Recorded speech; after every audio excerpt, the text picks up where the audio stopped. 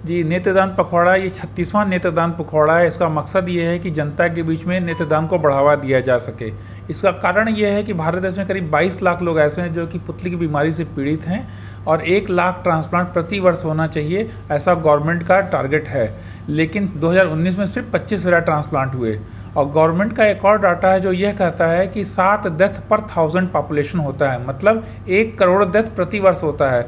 यदि ये 1 करोड़ लोग 6 डेथ के 6 घंटे के भीतर यदि आई बैंक को 6390826826 पे अगर बता दें तो ये जो 22 लाख का नंबर बहुत कम हो सकता है और हम लोगों को बहुत सुविधा दे सकते हैं, उनके हेल्थ में बहुत बढ़ोतरी कर सकते हैं।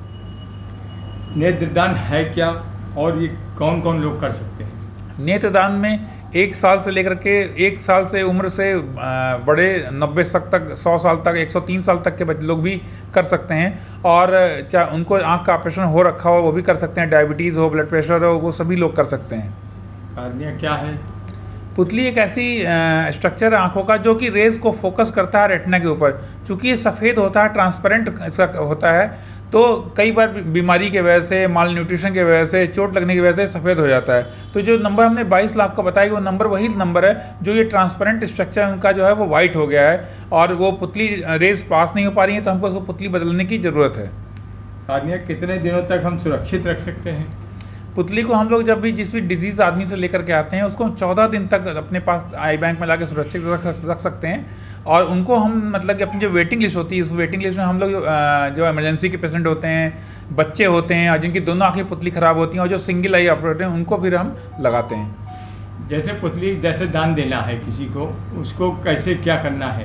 पुतली के दान देने के 2 तरीके हैं। पहला तरीका तो ये है कि आप गूगल पे जाके KGMU टाइप करिए और KGMU का वेबसाइट खुल जाएगा और उसके दाहिने तरफ क्या करना है, आपको आई डोनेशन का एक लिंक मिलेगा, उसको आप क्लिक करेंगे तो फॉर्म अपने आप खुल जाएगा, उसको भर देंगे तो फॉर्म हमारे पास आ जाएगा।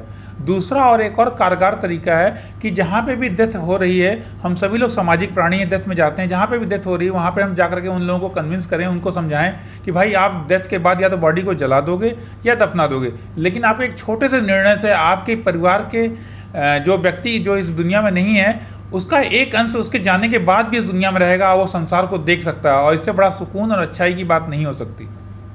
पुतली देखिए एक जो स्ट्रक्चर में 5 लेयर होती हैं, तो कुछ लोगों को ऊपर के लेयर की बीमारी होती है, कुछ लोगों को दूसरे नीचे के लेयर की प्रॉब्लम होती है। तो हम लोग पुतली को 2 भागों में डिवाइड कर देते हैं। जिसको ऊपर की समस्या होती है उसको ऊपर की पुतली लगा देते हैं, जिसको नीचे की पुतली की समस्या होती है उसको नीचे की लगा देते हैं।